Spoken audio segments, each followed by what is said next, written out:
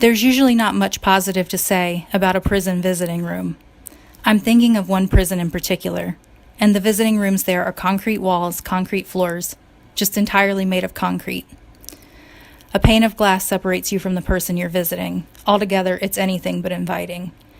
When I visited this prison to meet with a client of mine, David, I've always wished that the rooms could be set up to make it easier for us to talk. The topics we discussed there were often anything but comfortable. Couldn't the rooms at least be? Still, these rooms are the only setting in which I've ever gotten a chance to spend time with David, and where we formed a good relationship. So in some ways, they're special to me. One day, to my surprise, David revealed something else about the prison visiting room to me. The acoustics there are amazing. We were sitting in the visiting room talking as usual, and he just broke into song. He had such a beautiful voice. In that moment, it felt like I was suddenly in a concert hall, even as we sat together inside an institution. I noticed that David understands his whole world through song. Songs have always marked important events in his life.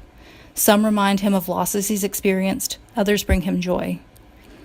He grew up singing gospel and a cappella, and he can remember how nervous he used to feel on stage. When he used to sing in public, he saw himself as singing for God.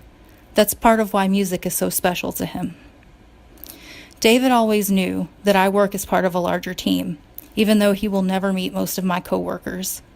He sometimes sent notes meant for the whole team, but wished he could express himself more directly to let them know that what they do matters to him. His love of music is what finally helped him find a way to share his feelings. On one of our visits, he told me about a song he knew and asked me to play it for everyone. The lyrics go, in part, "In a world of hatred, you showed me compassion. I could never repay your love." I found the song online and played it during our next staff meeting. Our whole team sat together listening to it, and it meant so much to us. Without ever seeing most of us in person, David had found a way to remind us all why we do this work.